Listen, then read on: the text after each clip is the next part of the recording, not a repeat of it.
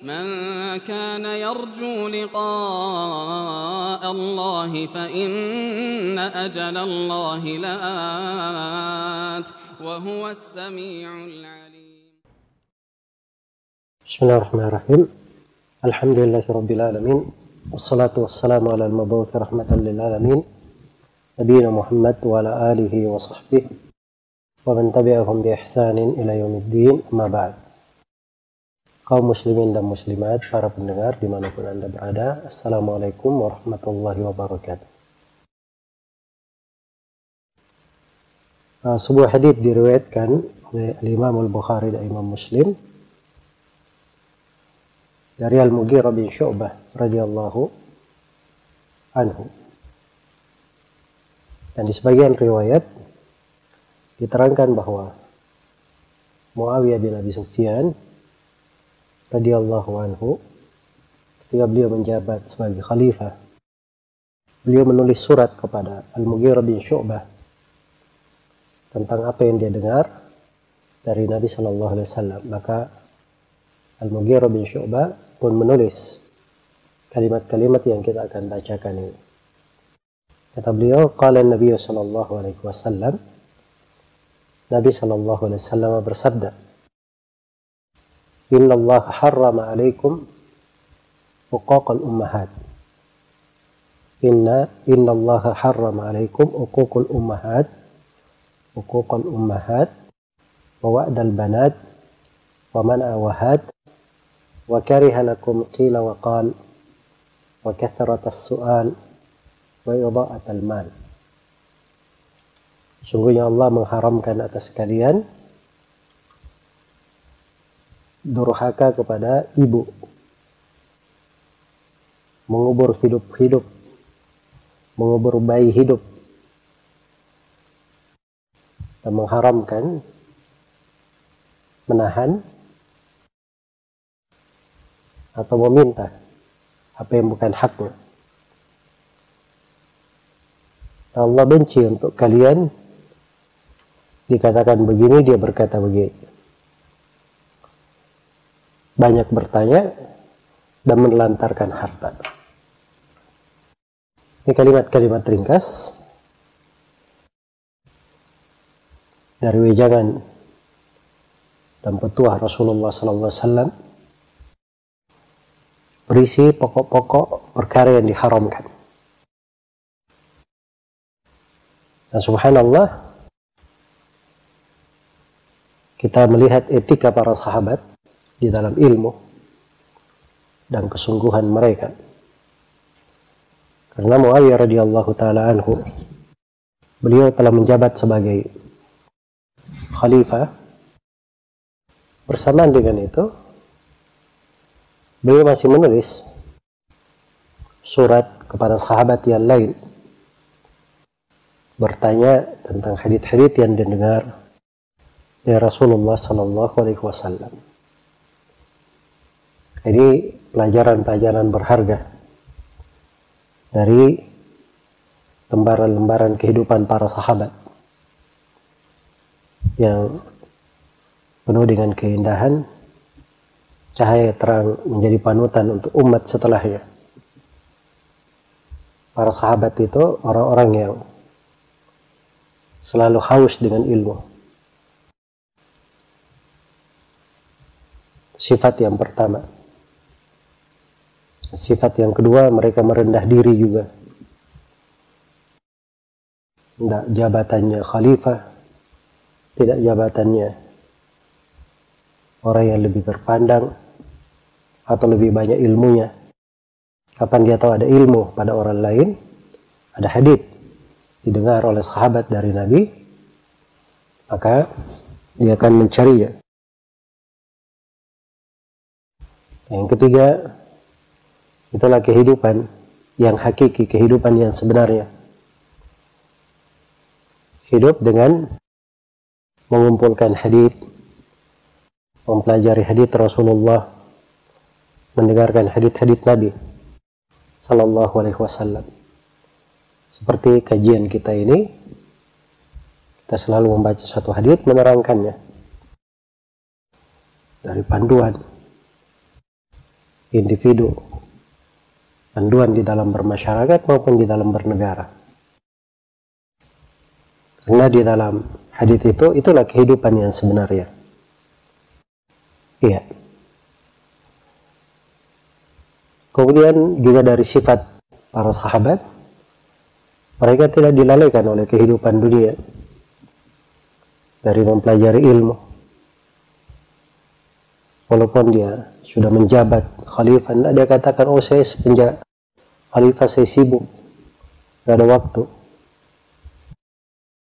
Tapi beliau juga menulis surat kepada Al-Mughirah, bertanya hadits-hadits yang didengar dari Rasulullah SAW.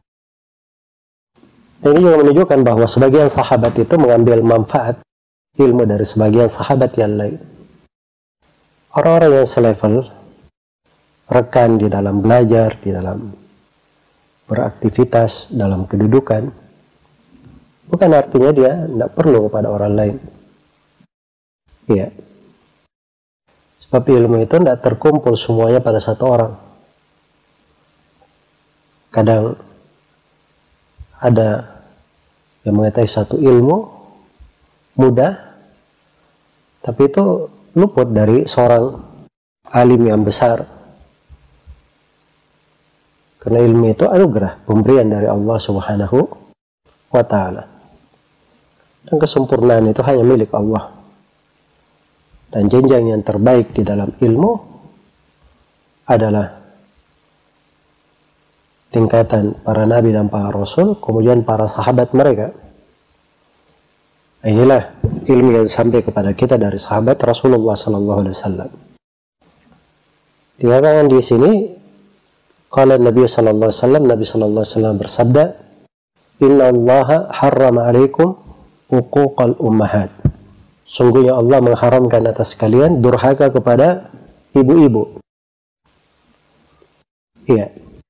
Penyebutan ibu di sini, ini penyebutan yang terpentingnya. Karena Nabi SAW ketika ditanya, siapa yang paling didahulukan dalam berbakti di antara kedua orang tua, maka Nabi berkata, ummaka, thumma ummaka, thumma ummaka, thumma abu.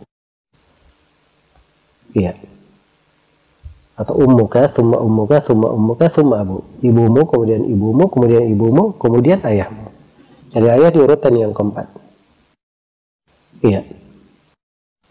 Jadi dahulu disebut durhaka kepada para ibu, bukan artinya boleh durhaka kepada ayah. Tapi maksudnya durhaka kepada para ibu itu lebih dahsyat pengharamannya. Durhaka itu lawan dari berbakti.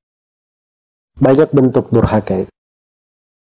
Berkumpul pada mana dia menyakiti orang tuanya dalam ucapan maupun perbuatan, atau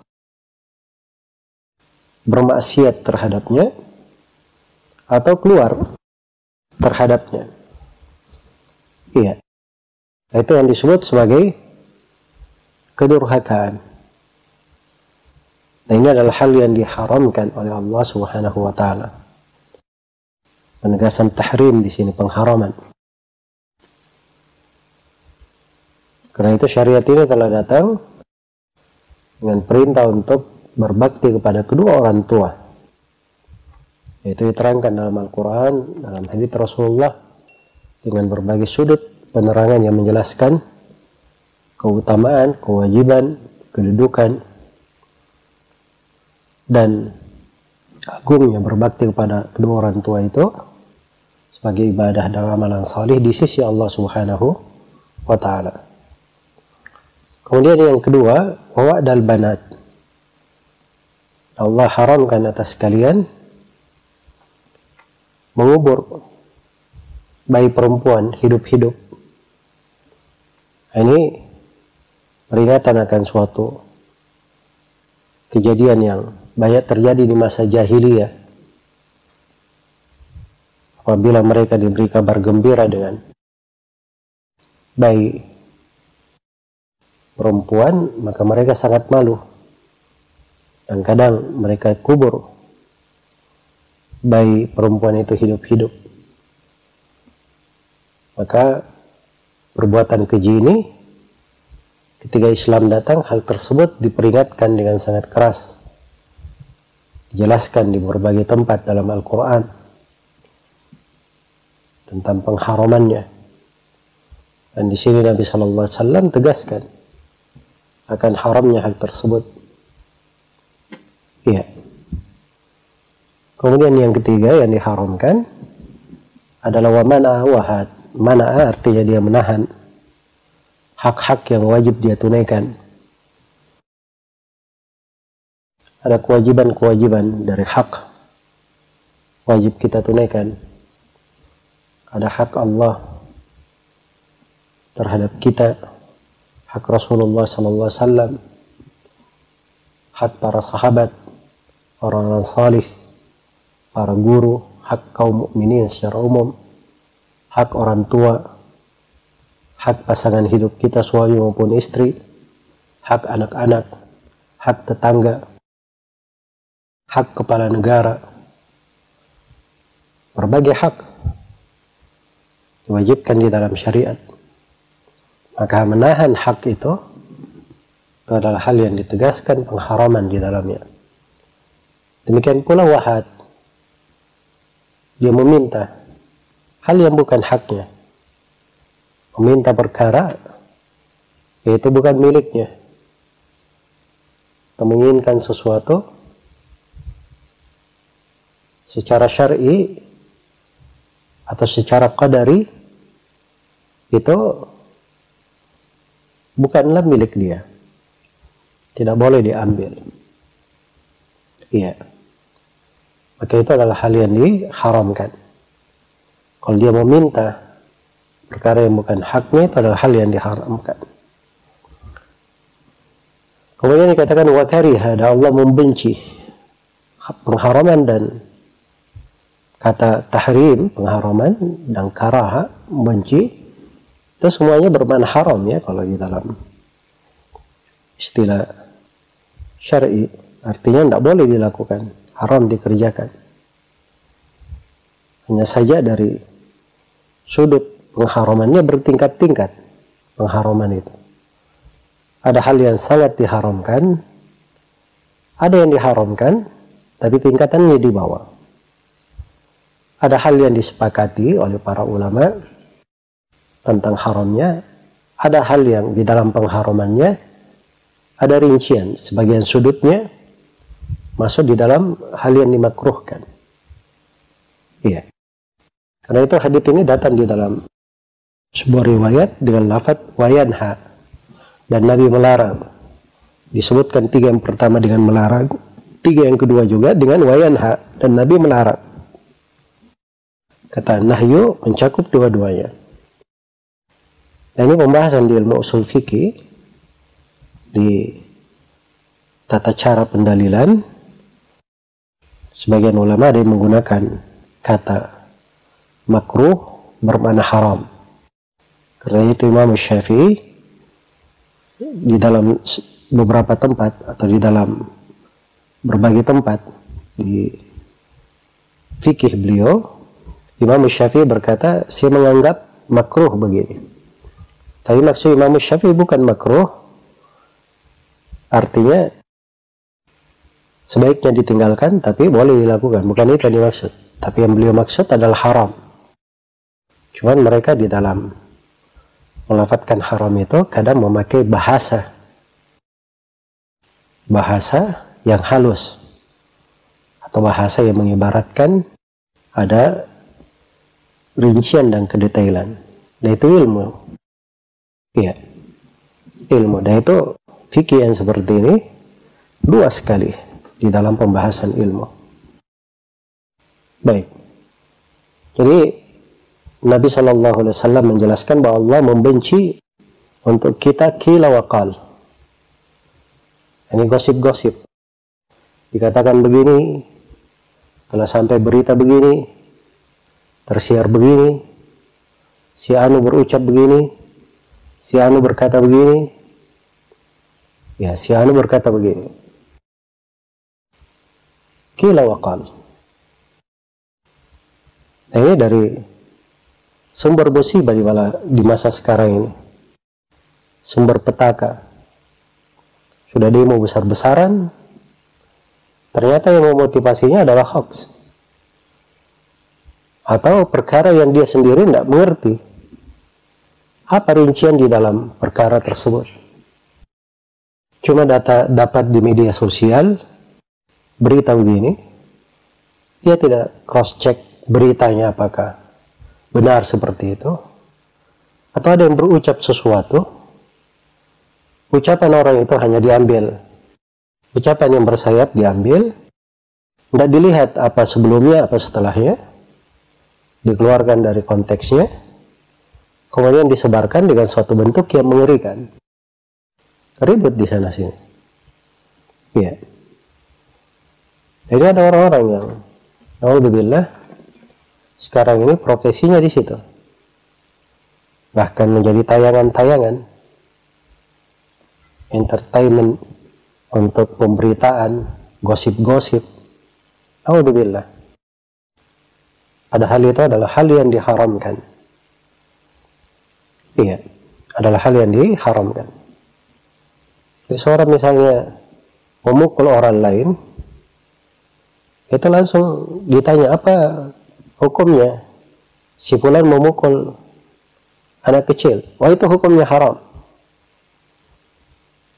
Tapi kalau dia berbicara dengan dosa, itu dianggap biasa. Padahal kadang kalimat yang dia berbicara dengan dosa itu lebih dahsyat dari membunuh seorang mukmin. Dari membunuh seorang mukmin. Karena itu hati-hati di dalam qila wa qal ini. Dikatakan begini, sini berkata begitu, sini berkata begitu. Hal yang tidak ada manfaatnya, kadang masuk ke dalam hal yang diharamkan, kadang masuk dalam ghibah, menceritakan aib seseorang yang dia tidak senangi, atau kadang masuk dalam namimah, mengadu domba. Dan yang paling besar dosanya itu kalau dia melakukan hal ini terkait dengan pemerintah, terkait dengan kepala negara, terkait dengan pemimpin. Iya. Sebab kalau dia bercerita seperti itu, dia sudah masuk di dalam berbagai dosa. Dosa dia tidak taat kepada Allah dan Rasulnya. Dosa karena dia tidak memuliakan pemerintah, padahal Nabi perintah untuk hal itu. Dosa karena harusnya pemerintah itu didoakan, malah dia sedangnya menggosipi, ya sumbernya tidak jelas. Bahkan kadang naudzubillah membangun hukum-hukum yang sangat berlebihan di belakang hal tersebut. Jadi manusia beraneka ragam di dalam hal ini. Iya. Ini diantara kekeliruan yang sangat besar harus diperbaiki. Kayak qila wa qal ini dikatakan begini, berkata begini. Ya, itu dari hal yang menghilangkan sebagian dari kebahagiaan. Jadi kalau ingin dapat sebagian kebahagiaan, hindari qila wa qal. Tidak usah dengarkan hal-hal yang tidak ada urusannya dengan kita, tidak ada kaitannya dengan kehidupan kita. Kita tidak ditanya di sakaratul maut, tidak ditanya di alam kubur tentang hal itu, tidak ditanya oleh Allah di hari kiamat. Iya. Wa kariha lakum qila wa qal. Katakan begini, katakan begitu. Demikian pula wa kathratas soal, dan banyak bertanya, banyak meminta. Bisa begitu penerjemahannya. Ada dua makna kathratus soal itu. Pertama, banyak bertanya, bertanya yang tidak bermanfaat. Ya ayyuhalladzina amanu la tas'alu an asya' in tubda lakum tasukum. Ya orang-orang yang beriman, jangan kalian bertanyakan sesuatu kalau tanpa kejelasannya menjadi jelek bagi kalian. Ya, kalian bertanya pada hal yang tidak penting, tidak perlu. Hal yang tidak sama sekali tidak membawa manfaat untuknya, tidak menambah keimanannya, tidak mendekatkannya kepada Allah. Demikian pula dibenci banyak meminta kepada orang hal yang tidak diperlukan. Padahal seorang muslim itu dari sifat penduduk surga afifun muta'affif. Dia mulia dirinya, menjaga kehormatan diri. Itu diantara sifat mereka. Iya. Maka ini dari hal yang dibenci. Kemudian yang terakhir, wa idha'atul mal. Allah membenci atas kalian penelantaran harta. Harta yang ditelantarkan. Membuang harta bukan pada tempatnya. Ya, kalau dia ada kelebihan pada harta, dia sedekahkan, dia gunakan pada kebaikan. Karena itu amanah akan ditanyakan pada hari kiamat. Wala tus'alunna yawma idzin 'anil na'im. Sungguh mereka akan ditanya tentang hal tersebut, atau akan ditanya pada hari kiamat tentang segala kenikmatan. Iya. Ini penjelasan ringkas terkait dengan hadits yang agung ini. Sebenarnya banyak uraian dan rincian terkait dengannya. Tapi pahami kaidah-kaidah pokok ini. Ketentuan-ketentuan tegas. Iya. Di dalam hadits yang agung ini. Inna Allah harrama alaikum huquqal ummahat. Sungguhnya Allah mengharamkan atas kalian durhaka kepada para ibu. Termasuk kedua orang tua. Ayah juga, tapi ibu lebih diharamkan lagi. Iya. Allah mengharamkan atas kalian huquqal ummahat wa wa'dal banat, dan mengubur bayi perempuan hidup-hidup. Ini peringatan akan budaya buruk di masa jahiliyah. Wa mana'ah wahad, dan mengharamkan menahan hak atau meminta apa yang bukan haknya. Wa kariha lakum qila wa qal wa kathrat as-su'al wa idha'at al-mal. Dan Allah benci atas kalian ya ucapan yang tidak jelas, dikatakan begini, dia berkata begitu. Dan Allah benci banyak bertanya, serta Allah benci menelantarkan harta. Semoga Allah Subhanahu wa taala memberikan afiat untuk kita semua, menghindari dosa-dosa yang seperti ini dan dosa-dosa yang semisal dengannya atau lebih besar darinya. Dan semoga Allah menjauhkan kita semua dari segala dosa yang tampak maupun yang tidak tampak, yang besar maupun yang kecil, yang rahasia maupun terang-terangan. Dan semoga Allah Subhanahu wa taala selalu merahmati kita dan menaungi kita dengan taufiknya, hidayahnya, karunia-Nya, penjagaannya, dan memberikan kepada kita afiat, keselamatan dan kesehatan, serta menjadikan negeri kita ini sebagai negeri yang aman, damai dan sentosa, dan memberi taufik kepada semua pimpinan kita di negeri ini agar supaya dibantu di atas ketaatan dalam berkhidmat untuk rakyat dan kebaikan manusia, serta menjadi sebab orang-orang lebih dekat kepada Allah Subhanahu wa taala. Innahu waliyyu dzalika wal qadiru alaihi wallahu taala alam.